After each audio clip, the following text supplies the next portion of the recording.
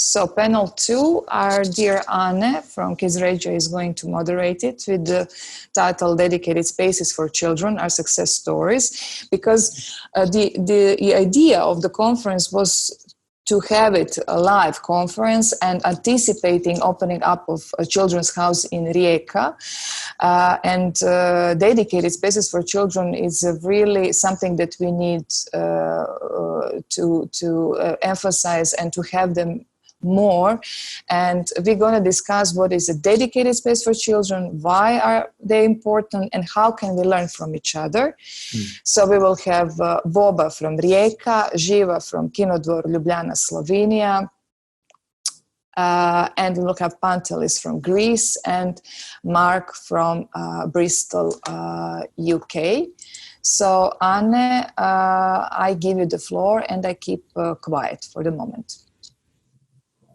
Thank you so much, Martina, and thank you to all the panelists of our first panel. It was really interesting listening to you, and especially to what Maria Silvia Gatta said, and I hope we continue this conversation with each other. But now I would say we are much more hands-on with our next panel, not talking about politics, but about what is actually done in the different regions in Europe. And like Martina already said, these dedicated spaces and the opening of the Children's House in Rijeka was our initial idea for this conference. Boba, Martina and I sat together last year over breakfast and then lunch and then coffee in the afternoon, and we brainstormed and came up with this conference idea. And I was totally excited that one of the 7 flagship projects of the Rijeka 2020 Capital of Culture was one dedicated to young people. And it's so sad that we couldn't be with you today, Boba, to see the opening of the Children's House.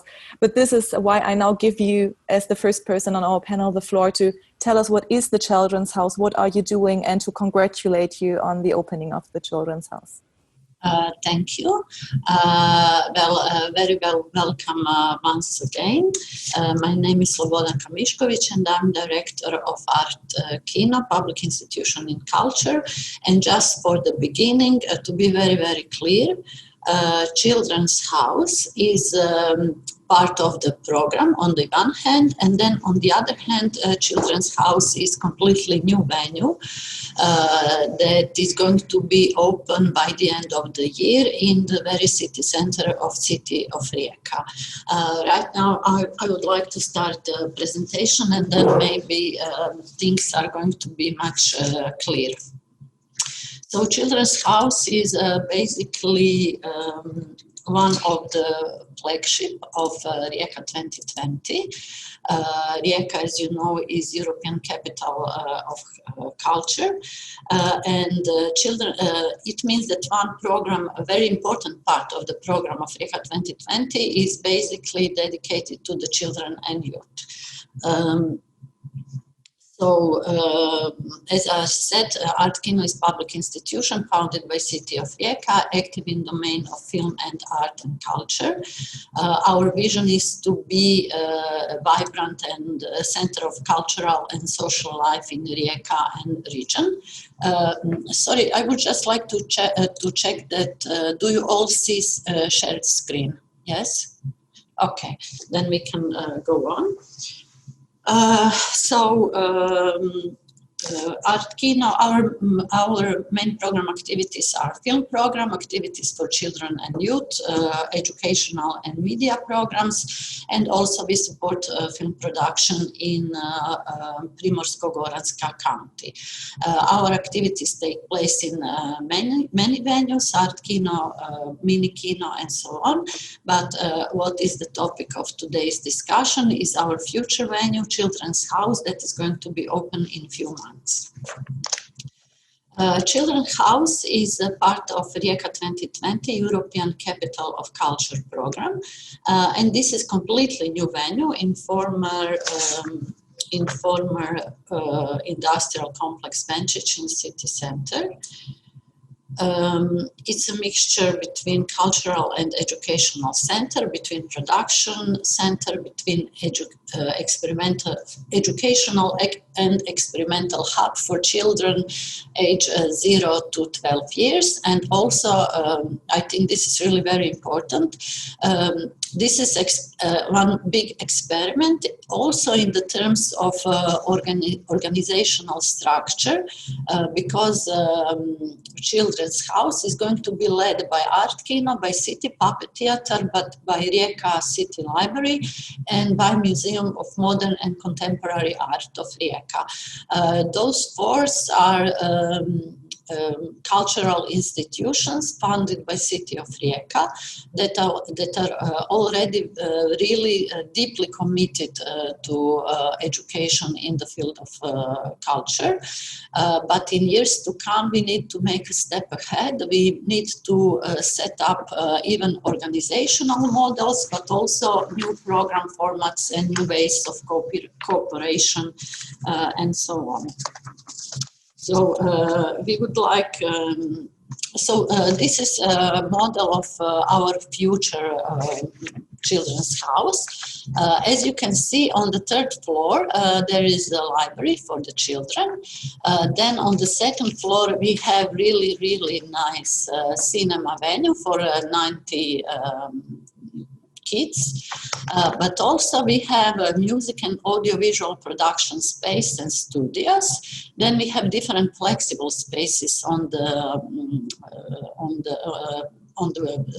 first floor, like living rooms, playrooms for some special events, for meetings, just for playing and sharing. And then on the roof we have also room for City Puppet Theatre and big open venue summer cinema for the warm periods. So this is new program format, and this is and Children's House is really all about cooperation between adults and children, between culture and education, between learning and playing, between all those cultural institutions that I have mentioned, and many other cultural organizations in Rijeka and Croatia. I hope also and lots of European cultural organizations, between artists, children, educators, cultural professionals, and between arts and new technologies. Our big aim is to equip children with analytical and practical skills to understand and to apply language of arts, and to encourage children to develop their artistic potential and to participate in creating. I have to say that basically Art-kino is even right now we are doing lots of educational programs as well as City Puppet Theatre and City Library and so on. But basically in this moment we are teaching children how to watch films, how to read books and so on. But in years to come, in Children's House, our main aim will be to push children to create their own art, to make short films, to write stories, to make video games, to make theater plays. Children's House program will integrate in that sense different art forms like film performances, visual arts, literature, and all this in close connection with media and new technologies. So this is our future cinema venue.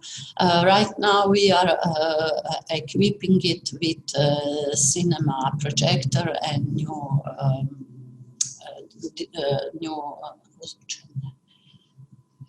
sound system. So it will be finished maybe in 30 days or something.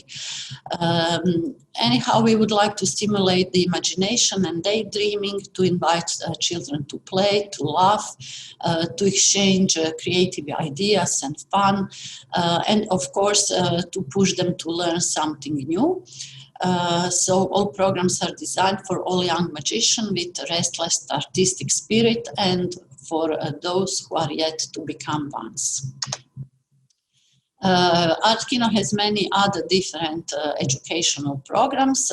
Barbara will tell you tomorrow more about all these other programs that we are already doing in our Art-kino Croatia. So I will skip to Toboggan Film Festival. The main, this is one Rijeka 2020.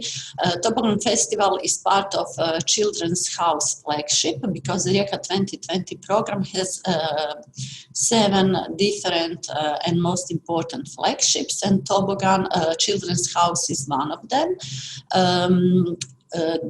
The main idea about Toboggan Festival is that we have to make some forerunner of the future Children's House program. And in that sense, we tried to somehow illustrate what kind of programs are going to take place in Children's House. So we started Toboggan Festival back in 2017.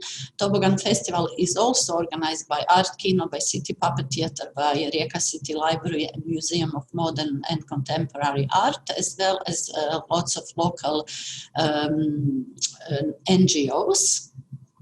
And it usually takes almost, it lasts for 2 weeks. And in Toboggan, we screen lots of films. We have many workshops, concerts, streets, games, and many spectacular open-air events. So Art-kino organized lots of workshops during Toboggan, like playing with film, video reporting, stop animation, animated film, video mapping, and so on.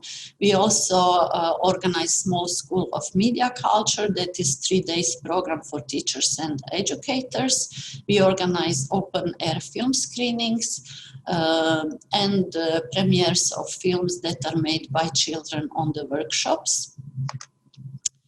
So those are some photos of all activities that took place in Art-kino during Toboggan. And there are many workshops, as you can see, like here is a workshop of acting, of video reporting, stop animation, documentary film. And also there are film screening and quizzes on open spaces. We usually screen European classics or Croatian films. There is a lot of small school of media culture that is organized for local teachers. And the most important part for us is final event, when we gather all children and all teachers, and when we show to wider audience what has been done through our workshops. And of course, program is supported by many partners, City of Rijeka, Rijeka 2020, Croatian Audiovisual Center, Europa Cinemas, Media Desk, and so on.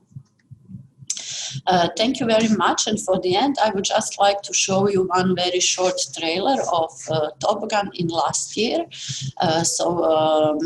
Once again, this festival is somehow illustration of our future program in Children's House.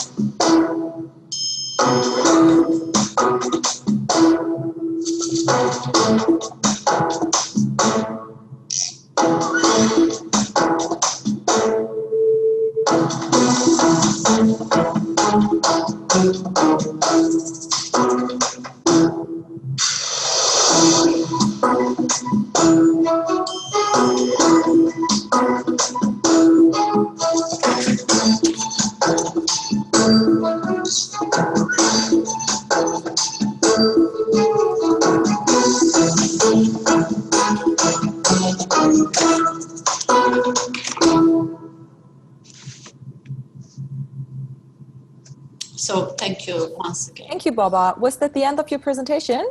Yes. Yeah. Well, thank you so much. And I think that was the first time that I saw all those pictures that you just showed, and it's just so great to see and hear what amazing things you are doing in Rijeka. And I'll hope at some point next year we will be able to visit you finally, if it's not this year. We just heard about a project that is nearly opened, so it will still be during this year. And now I welcome our next speaker, who is Pantelis of the Olympia Film Festival in Greece. They are very much still in the process of planning, I would say, a similar project. Also an old industrial site. It's an old Raisin factory, from what I understood, in Pyrgos in Greece. And Pantelis, tell us about your plans that have been going on for a lot of time, and how are they progressing? Where are you at, and what are you planning to do in Greece? Yeah, hi, thank you everyone for being here, and the organizers, of course. I'll share my screen because I have a short presentation. I won't tire you very much because it doesn't make sense actually, but Olympia International Film Festival is a festival that started back in 1997 in a pretty different world. No internet, no online activities, no awareness about film education and media literacy, all the stuff that we're talking about now. Back in 97, it was not there as a discussion, actually, mostly.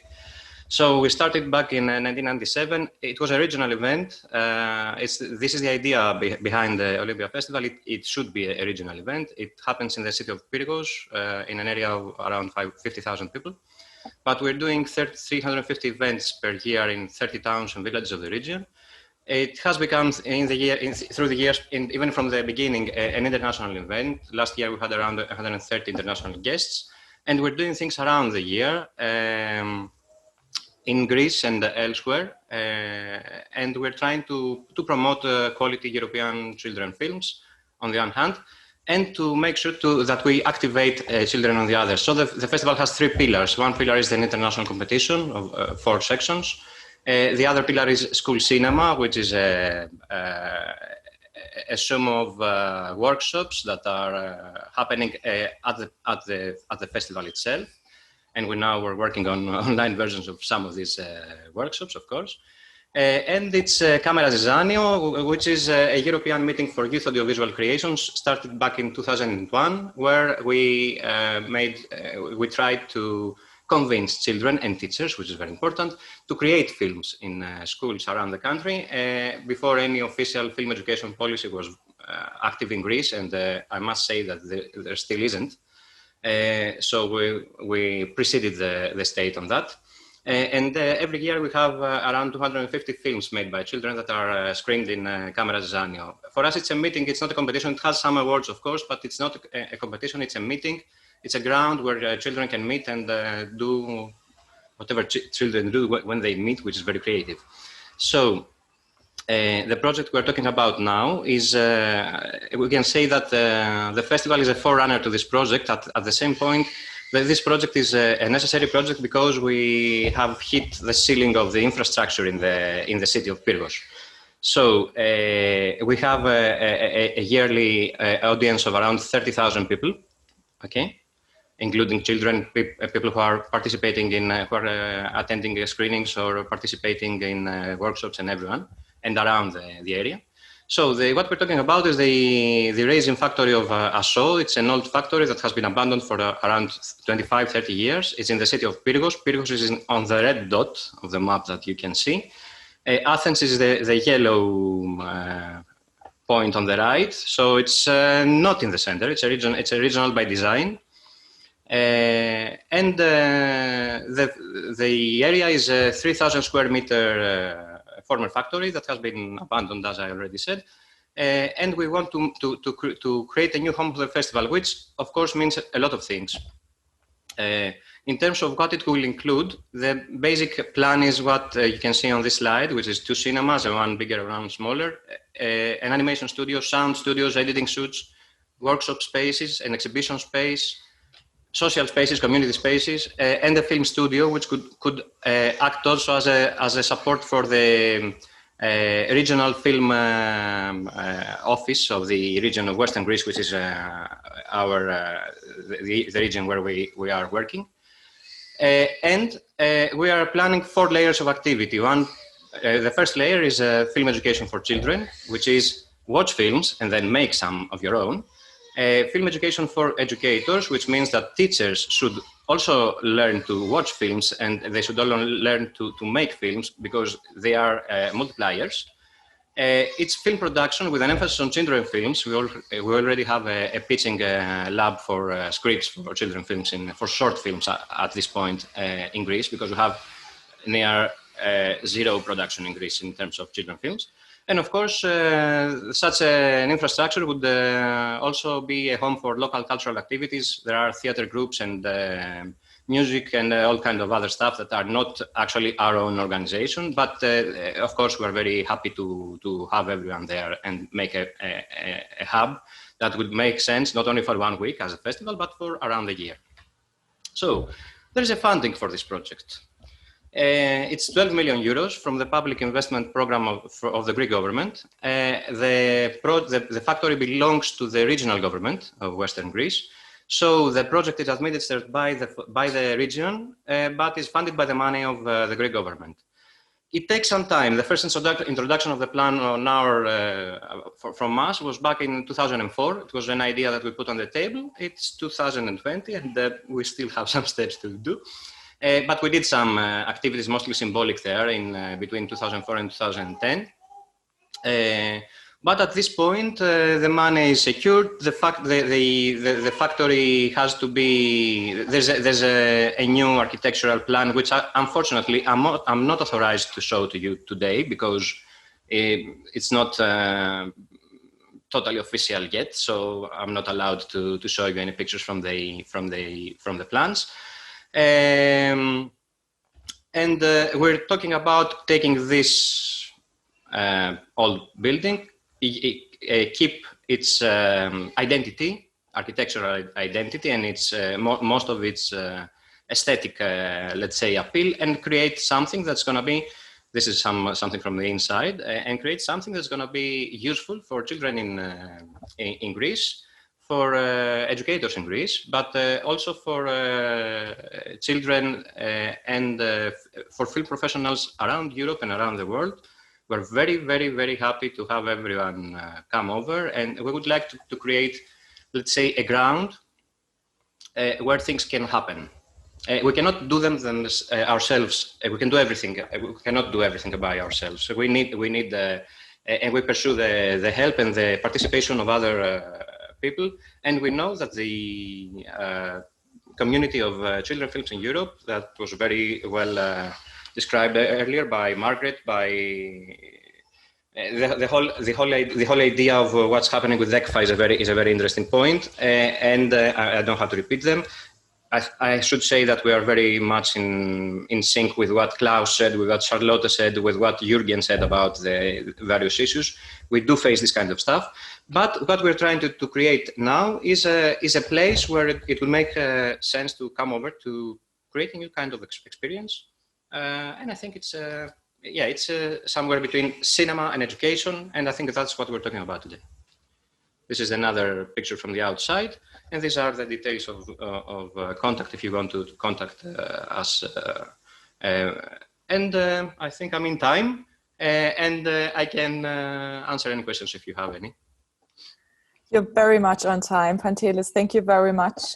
Just for all the other participants here in the conference, we would like to go through with all 4 best practices that we have here with us today. And then afterwards, we will have some time to discuss each other, but also to take some questions from the audience. So feel free to use the chat and ask any questions that you might have.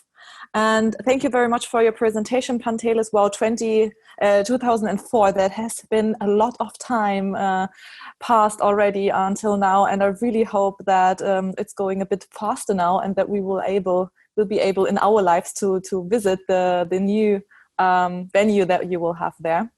It sure looks like that. At this point, I mean, it has been in the past. It has been much more bleak. Of course, this year with the coronavirus and the pandemic has put some obstacles, but I think we're in a good position. Very good. Good to hear that. And now I would very much like to welcome Mark, curator at the Watershed Bristol, which has opened already in 1982. I looked it just up. So someone with a lot of experience, and they open up as Britain's first media centre. Mark, what does that mean, and what has been done since then? And what are your experiences with the young audience in a media centre? Hello, everybody. Thanks for... can you hear me okay? Yeah. Perfect. Yeah. Thanks for inviting me to this conference. I mean, seeing those two examples there just now is really inspiring. I wasn't at Watershed in 1982, but I know the development of the building, and we were very much a disused industrial building in the centre of Bristol. Which was converted into, as you said, Britain's first media and communication centre. And that was a rather grand title at the time. It tried to capture the changes and the evolution of what was then new technology, which was satellite. In the UK, we had a fourth television channel, Channel 4, which came on stream. And there was a different approach to filmmaking that was happening. And it was actually connected a bit with the kind of renaissance of British filmmaking through Channel 4. And so Watershed was set up in a quite visionary way, I think, as I say, to capture this new relationship of film to different media that was growing at the time. However, it was probably 20 years ahead of its time, because it's only really with digital that I think we've seen the kind of transformation of both communications and platforms, but also access to making side of things. So when Watershed was set up, it did have a filmmaking workshop as well as exhibition. So it tried to combine practice and watching as well. So it's been a long journey. And I'll say to both Croatia and Greece, we have been through a roller coaster of financial and emotional ups and downs in terms of keeping the organisation both going, but also reinventing it in relationship to how the city has developed. And how the city of Bristol developed was that where our redevelopment was right at the heart of the city centre. And it was, as I said, it was a previously industrial area.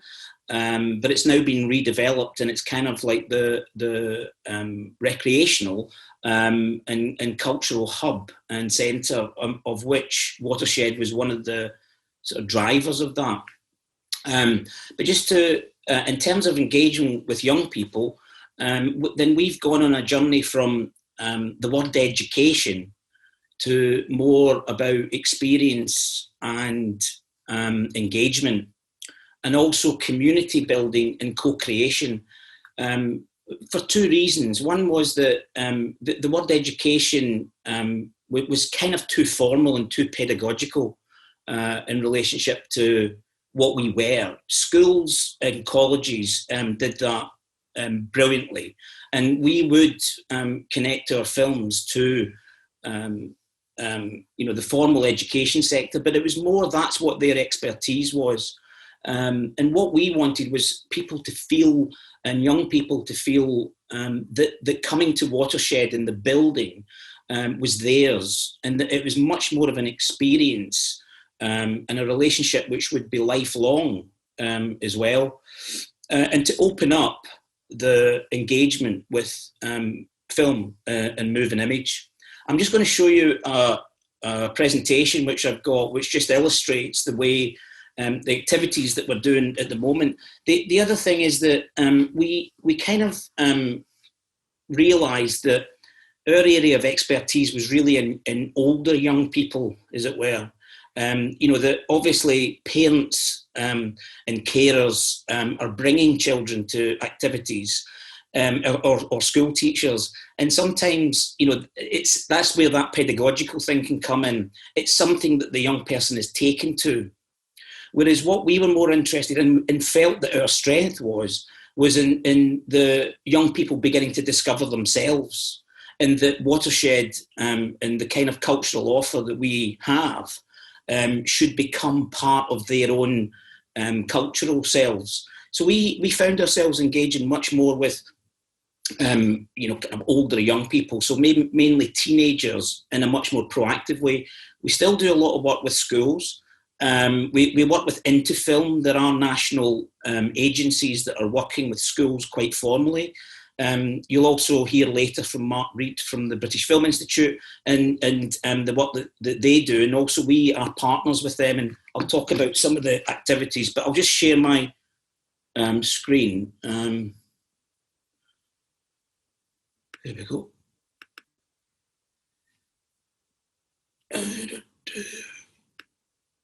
So just check that you can see that okay? Yeah, perfect, thank you. So as I say, this idea of, we wanted to engage more with this younger age group, which were kind of on the whole teenagers. I think we're probably more active with kind of 14, 15 through to sort of 20s, and seeing that, early 20s, and seeing that as a sort of formative period. One of the structural things that we did over the past 5 years was to have a one ticket price that was a low ticket price for young people, so that you can see here it was the £5 ticket for anybody that was under 25. So there was no, just come at 2 o'clock or come at 6 o'clock. It was anything that you want to come to in the cinema would be £5.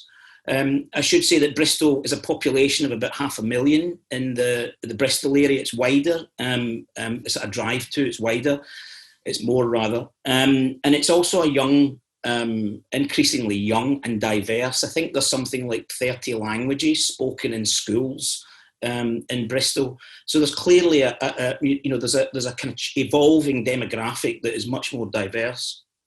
And of course, what you've got parallel with that is an increase in social communication, social media, and the different platforms, and cinema very much sits within an engagement with all of those.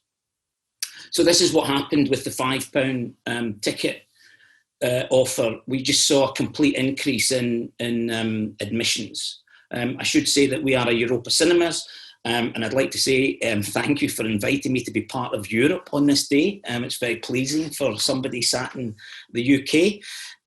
But we're still a member of Europa Cinemas and clearly committed to cultural cinema. So it's very much non-mainstream, non-Hollywood. But you see the growth there. And then in terms of more direct engagement with young people, these three sort of areas of talent development.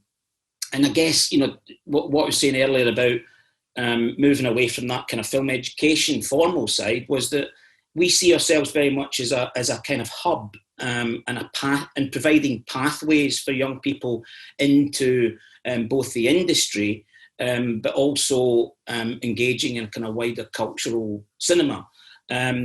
So if you're a young person and you're interested in media and you're interested in film, or you're interested in production, you're interested in, then come to Watershed. You'll not only see some interesting films, but you'll also, if you want to learn more, you can be part of the BFI's Film Academy, which we run in the southwest. Bristol's in the southwest of England. We worked in partnership with the local authority. I was going to say, Anne, do remind me when if I go over time. I tend to talk.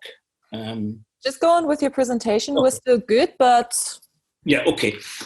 So we set up with the local authority. We set up a young person's online magazine called Rife, and we have a young cohort of young people that come into the building and work with us for 6 months to develop content that speaks to young people in Bristol about their experiences, of which film is one, which is the content creation side. And then we link our industry events that we have. So if we've got a visiting filmmaker, then coming to talk about their new film, then we'll try and get them to sit in front of young people to talk about their creative practice. So it's linking the public programme that we normally have with sort of learning activities and industry activities. And with having these young people in the building, because we've got a large social space, which is the cafe bar, then having these young people in the building, we're then talking about, and I'm talking as the cinema curator about what's coming up in the programme. So it's connecting our public programme and the films that we're showing with the young people. And Girlhood, Celine Sciamma's Girlhood's a really great example of a film which is very much about young people's experiences and a diverse group of young people, young females. And we talked to these 3 girls that were part of Connected through Rife and got a preview of the film for them to give their comments, and they provided some fantastic insights into the film, which we could then use on social media to promote the run of the film, but also that they become ambassadors for the film itself. These are other examples where we've been working again with this young cohort and wider groups to develop activities which are engaging their peer groups. So what you see here variously is working with the Turkish film Mustang, which we targeted a range of groups in Bristol, from women's football groups through to, as I say, the Rife magazine. The Fits, independent American film, which talks about a young person's experience.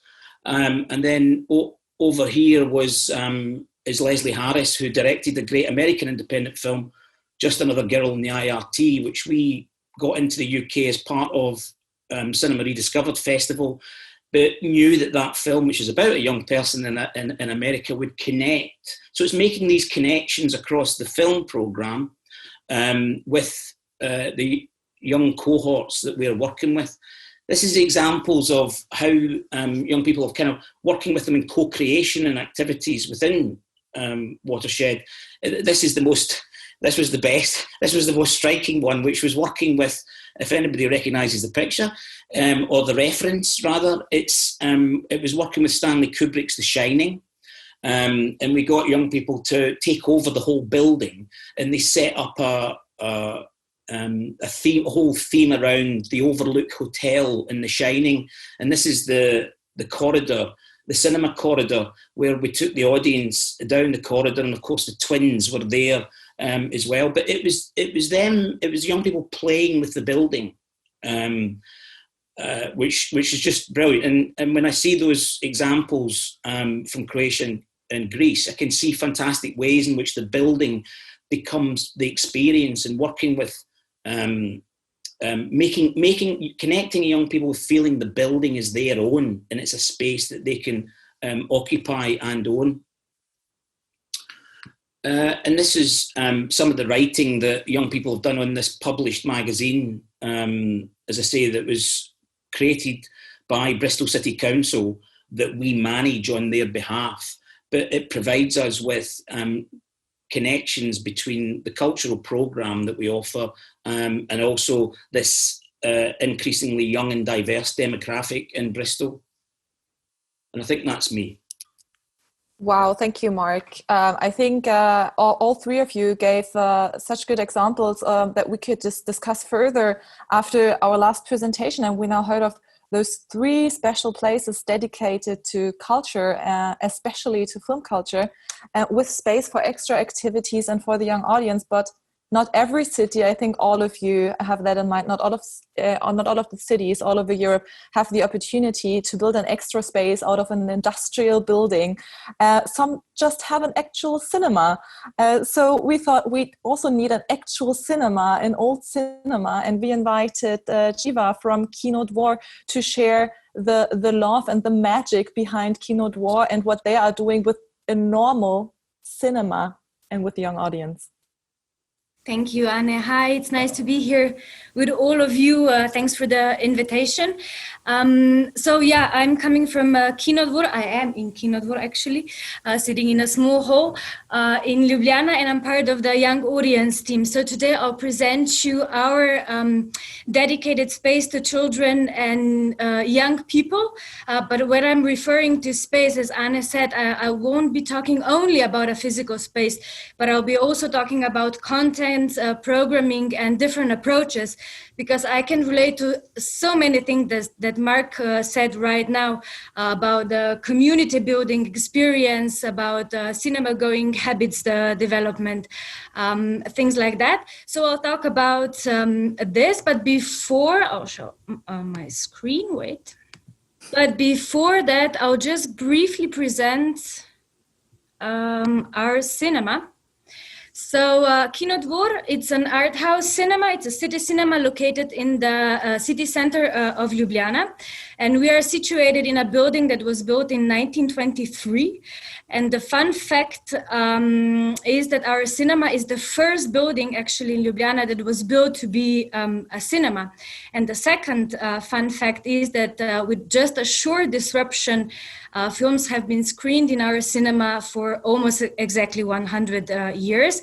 So it has a very long and interesting history, but we'll just jump to 2008, a very important year for us, when the municipality of Ljubljana made an important and maybe even brave decision to establish a cinema as a public institution that is aimed to deliver high quality and diverse film program for audience of all generations. We believe, even today actually, that the cinema experience is an essential part of film culture. And our mission is to be a cultural hub where a film screening becomes an event where film culture is part of a very lively and vibrant community. So I'll just invite you to our space. This is how it looks like. I on purpose used the photos that were taken during the Corona time, during the lockdown. So because they really represent an empty space, just quietly waiting to be filled with content and people. It is a unique place. It's a cinema, it's a cultural heritage because of its history, but it has one main limitation, and that is the size of the space that we have.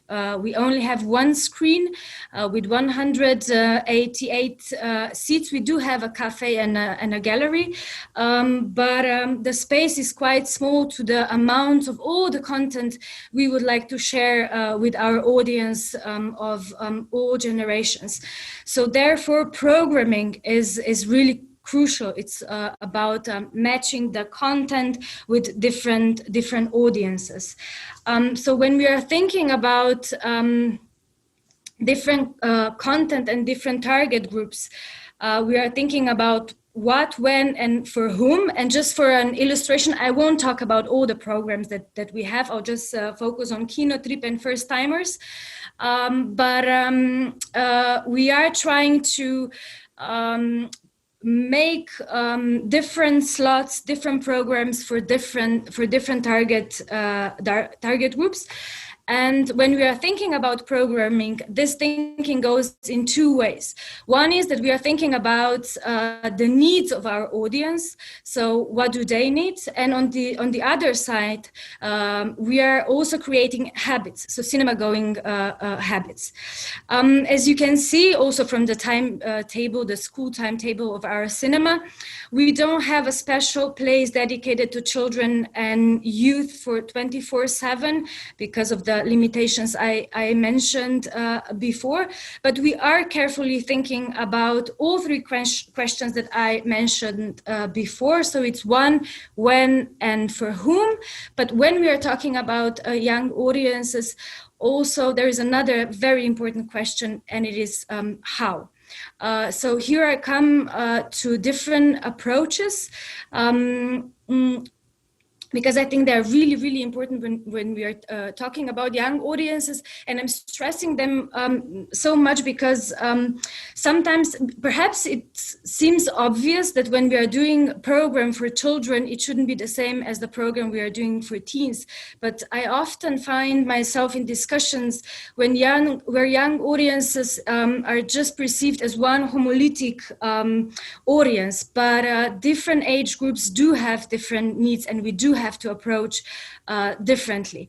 To be practical as possible, I will take you to two examples, two different programs, two very different age group. One is for small children. This is first timers. That is for children 3+, and the other one is Kino Trip, which is meant for teens. So I'll jump to photos, but I'll be talking about the things that are written also here. So this is how First Timers program looks like. It grew out of a need that we identified among parents with small children, because they were frequently asking us questions. When is the right time to come to the cinema for the very first time? And what kind of films should we watch with our small children? And to answer those questions, we design a program that follows the formula cinema experience is film plus play. So the program, we usually screen excellent animations that bring very gentle stories with no dialogue or just a little. The film program is never longer than 45 minutes. We screen films with lower volume and sometimes also with small lights on the side of our cinema hall. We always make an introduction before the film screening. So everything is designed, the space and the content is designed in a way that they feel comfortable, that they feel relaxed, and that they feel safe, so they can really enjoy in the magic of the cinema.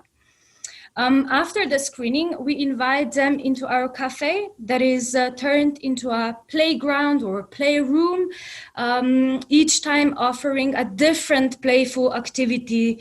And why play? Because children, of course, learn and discover the world around them through play. The play is the way of their being in this world. So through play, they can discover, explore the film they have seen before in the cinema hall a little bit more. The big challenge right now is that we are really trying to figure out how to keep this formula. So cinema experience, it's a film plus play, also in a new reality where play dates cannot happen as they used to happen. So we are looking for new ways how to bring the playful activities from our cafe to our cinema hall, where children can keep the distance by sitting on their chairs. So the main approach, our approach when we are thinking about space, physical space, and program the content for small children is playfulness, and the aim is to make the cinema a comfortable and a magical place for them. And of course, completely different stories are teenagers. So here I come to the program Kino Trip. It again grew out from an identified need.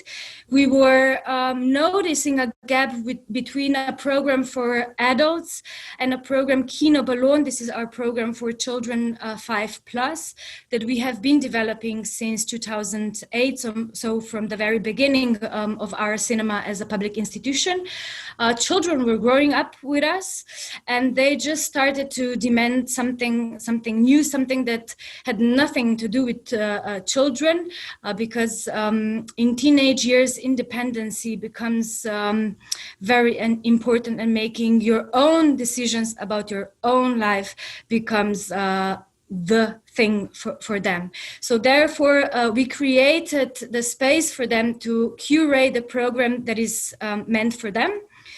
We established a Kino Trip Film Club for young people. where they select the program for the real international film festival called Kino Trip as well. But we don't engage them only in programming, we are engaging them also in the promotion. They're doing the introductions, they're writing the festival booklet, they're also leading the Q&As with film guests. Right now, the 5th generation of Kino Trip is preparing the 5th film festival Kino Trip. I think today the booklet, the festival booklet is going to print, so they are quite busy with the preparation for the festival that will happen in our cinema, crossing the fingers from 15 to 17 of October. And also to mention one of the challenges connected to Kino Trip, because everything is not, it's not a fairy tale, and working with audience, it's definitely not an easy peasy job. So perhaps the main challenge of Kino Trip program is how to keep them in our cinema also after the festival. So therefore we are organizing events as much as we can together with them also during throughout the year, in order to develop and nourish the cinema going habits also outside the festival. I crossed my time for a minute, so I'll finish. I would like to finish with a final thought, maybe to answer the question why it is important to make special places for children and young people in our cinemas, in our organization.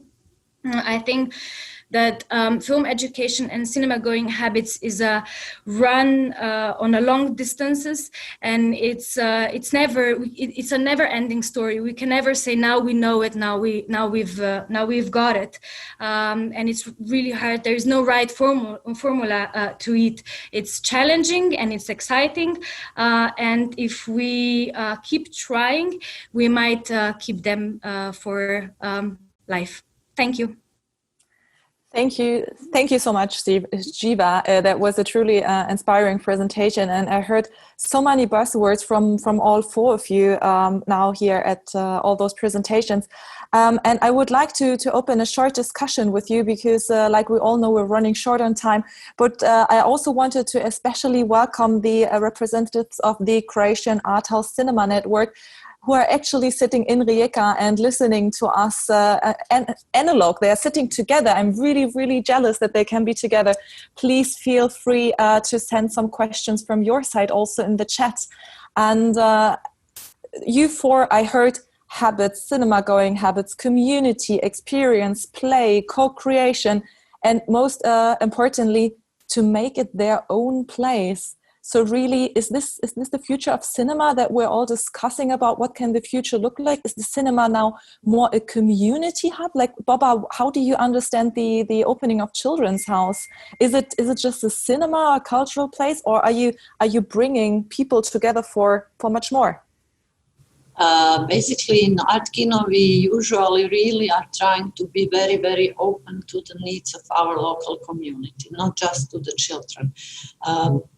And this is cinema, and Children's House is really going to put needs of the children in the center.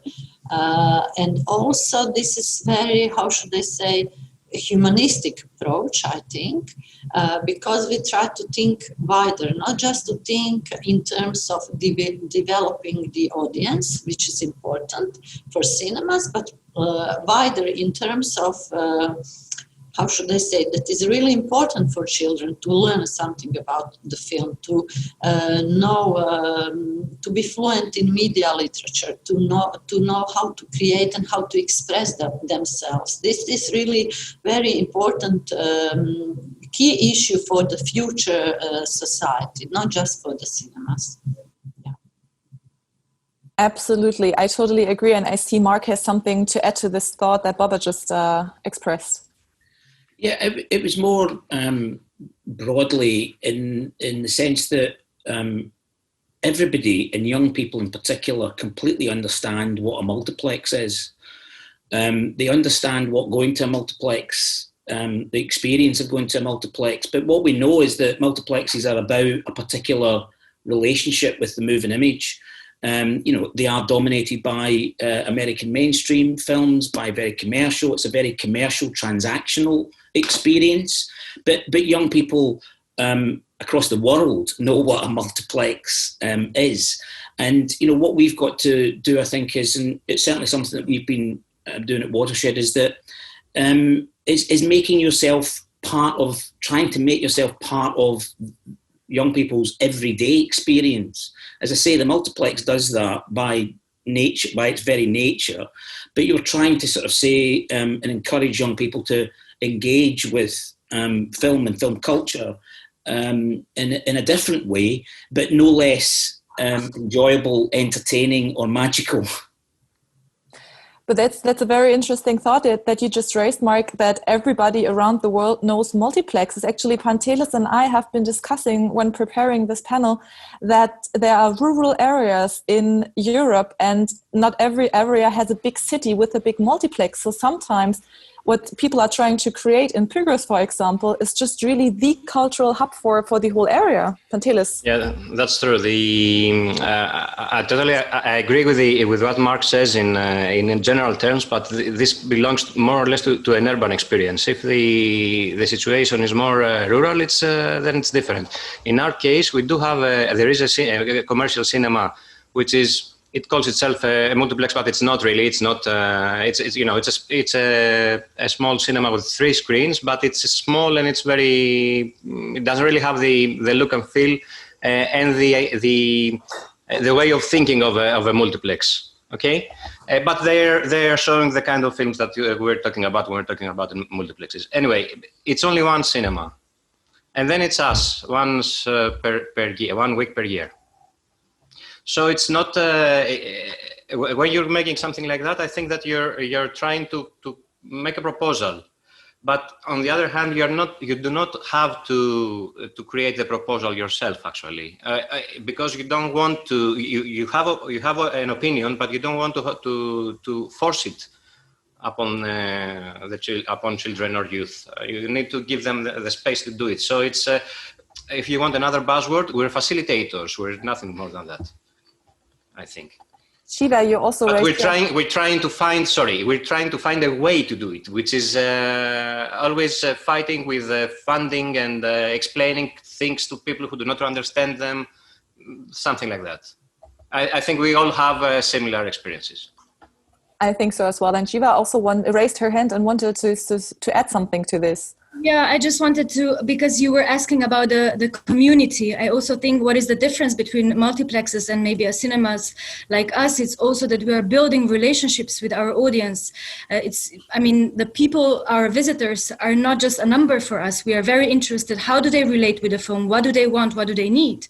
And on the other hand, we have the access to the film. We have the access, so we can, it's matching. It's a dialogue between our audiences and the cinema. So I think it's also the relationship that it's the more just the cinema. So it's the relationship, it's the community.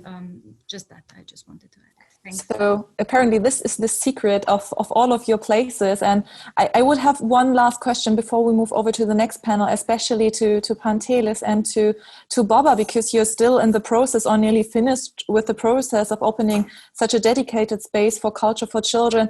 Do you have any tips and tricks for the rest of us if we want to do something like that in our countries and our areas? How did you convince the people in your region to invest in such a project? How did you make it happen? It took 15 years in our case. I don't think that anyone remembers how it happened anymore. I think it's a matter of persistence, actually. Baba, you have to persist on what you're doing, and you have to prove it every day. So at some point. Baba, do you have more tips and tricks? Like how can we do it faster than 15 or 16 or 20 years? No, I don't have any special tricks. What really made things much easier in Rijeka is the fact that we are European capital of culture. That means that there are lots of political will that is connecting to the cultural sector. And basically from the start, this initiative was somehow joined by city and by other our other partners and Art-kino. So it was from the start, how should I say, common project, you know. So we didn't even need to convince someone because we were all for that. Because we really somehow, how should I say, detected the need to somehow communicate with children about culture and through the culture, you know. Okay, so now what Kids Regio and the European Children's Film Association are going to do is to find out who are going to be the next European capital of cultures, and we're trying to convince them to do something similar. And with those last words, and thank you so much to all of our panelists and to everybody who listened into this, I would give the word back to Martina to move over to our third panel and learn more hands-on tips and tricks about film education in regional areas.